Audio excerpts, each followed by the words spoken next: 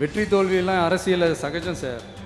அதுக்காகலாம் வெறி பிடிச்சி இந்த பதவி வெறி பிடிச்செல்லாம் அலைய தேவையில்லை. நல்ல விதமாகவே சொல்கிறேன். அதான் சொன்னாருங்களேங்க, தீய சக்தியும் தீந்து போன சக்தியும் ஒன்றா கூட்டு களவாணிகள் அவங்க ரெண்டு பேரும் அப்படின்னு தான் சொன்னார். இடைத்தேர்தல்களில் அவங்க சேருவாங்கன்னு தான் நான் கூட நினைக்கிறேன். இந்த மேகதாது அணை சம்பந்தமான அந்த வழக்கில் தமிழ்நாட்டோட பெட்டிஷனை சுப்ரீம் கோர்ட் எப்போ ரிஜெக்ட் பண்ணிச்சு? ஏன் ஒழுங்காக வாதாடல? ஏன் ஸ்டாலின் சார் வேணும்னே விட்டுட்டாரா? இவங்க கிளப்புற விஷயம் தான், அவருக்கு ஒன்றும் தெரியாது இவருக்கு ஒன்றும் தெரியாதுன்னு ரிஜெக்ட் பண்ணால் அப்படியே கம்முன்னு இருந்துட்டாங்க. அதன் விளைவு தான் இன்றைக்கி கர்நாடக அரசு அவங்க வேலையெல்லாம் தொடங்குறேன்னு சொல்கிறாங்க. Failure of the DMK government தான்.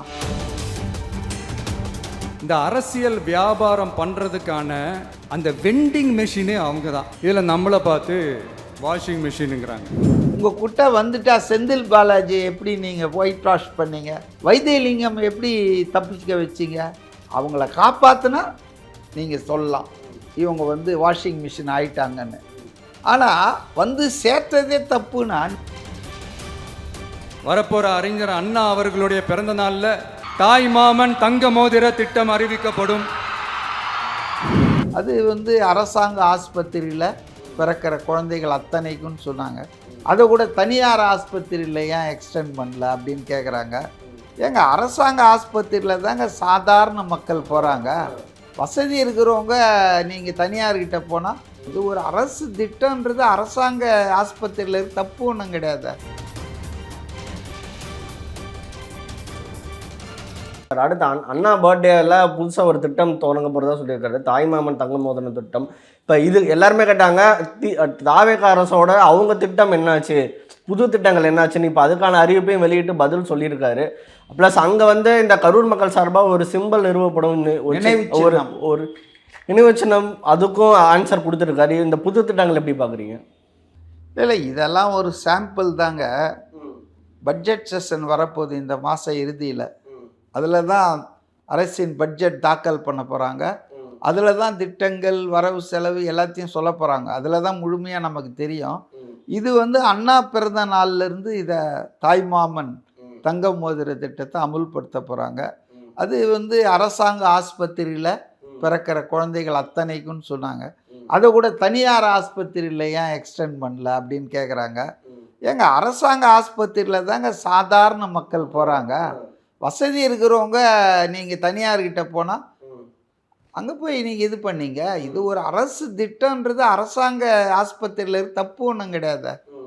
அதனால் அவங்க 60 நாள் தான் ஆகுது.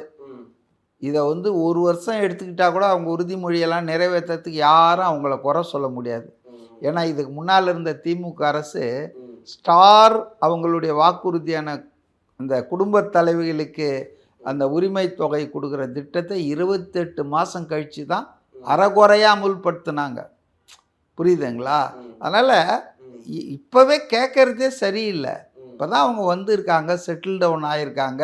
இப்போ வரவு ஃபஸ்ட்டு பட்ஜெட் செஷன் நடக்க போது, பட்ஜெட் சமர்ப்பிக்க போகிறாங்க.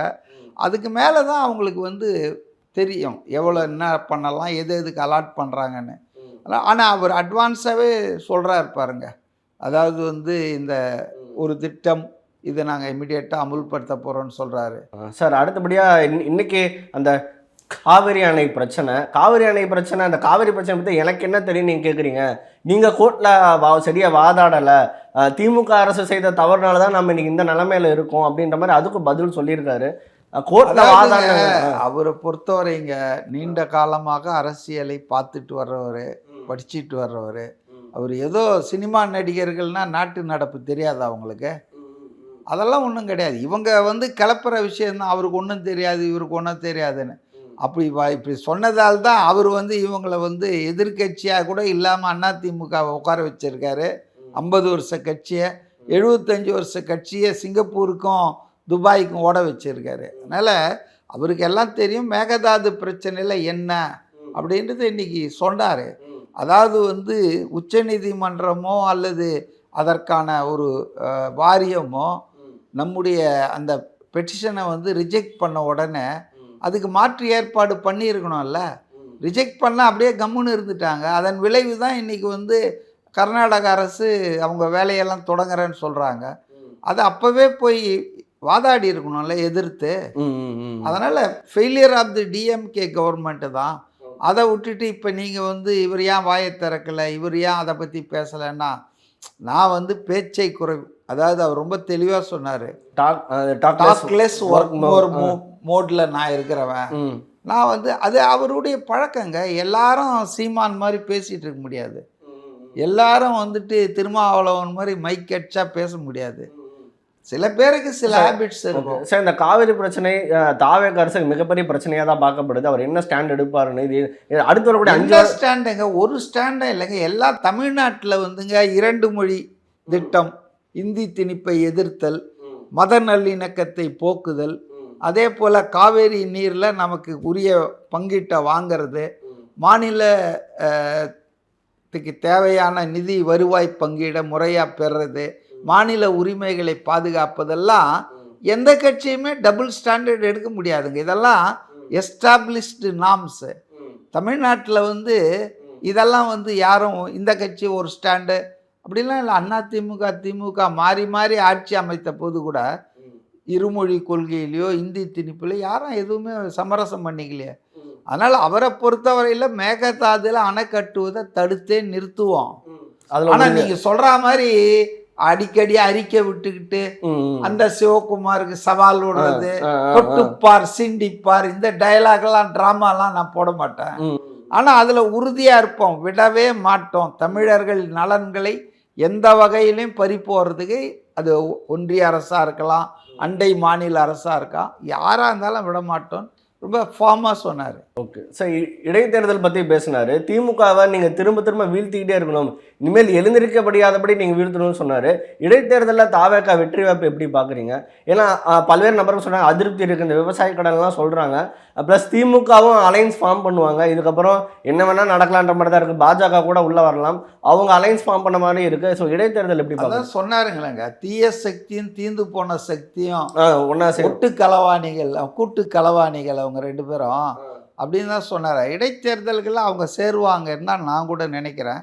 பட் இன்றைக்கி நீங்கள் பாருங்கள், அவர் திருச்சியிலேருந்து கரூர் போகிற வழியெல்லாம் மக்களுடைய வரவேற்பு, மலர் தூவுறாங்க அந்தந்த இடத்துல.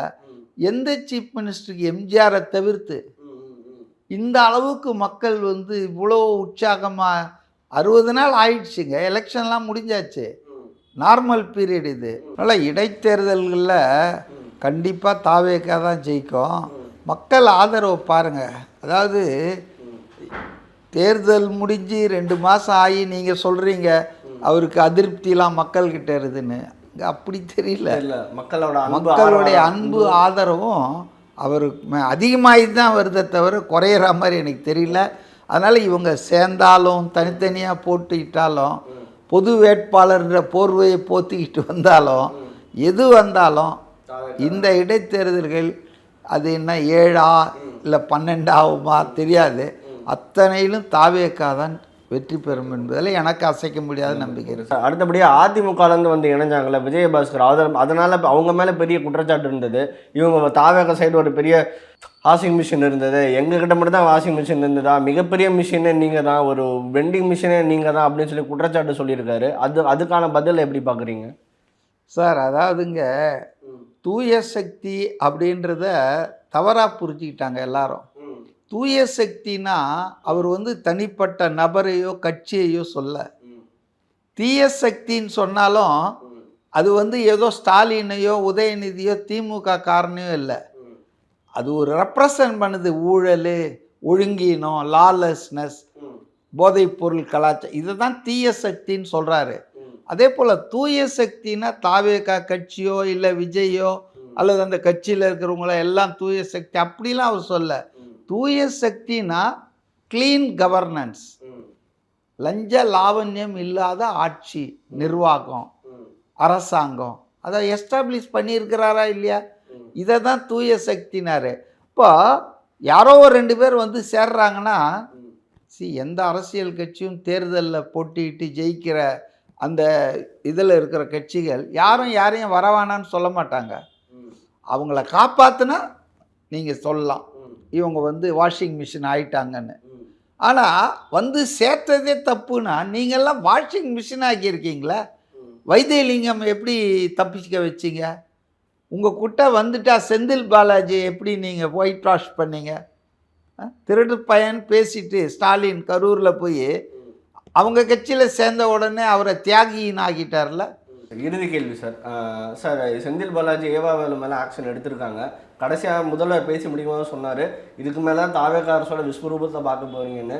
என்னென்ன மாதிரியான விஷயங்கள்லாம் நடக்க போகுது? அமைச்சருக்கு மேலே நடவடிக்கை எடுக்கப்படுமா? முன்னாள் அமைச்சருக்கு மேலே நடவடிக்கை எடுப்பாங்களா, இல்லை வேறு திட்டங்கள் ஏதாவதா?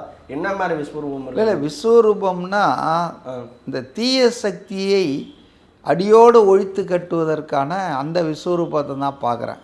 மக்களுக்குடைய நலன்களை பாதுகாக்க, மக்களுக்கு பிரச்சனைகள் இல்லாமல் செய்ய அது ஒரு பெரிய விஸ்வரூபம் எடுப்போம் தான் சொல்லுது. அது நான் புரிஞ்சுக்கிறது என்னென்னா, இப்போ வந்திருக்கிறது வேலு, செந்தில் பாலாஜி, இந்த மாதிரி சில அமைச்சர்கள் தான், KN நேருலாம்.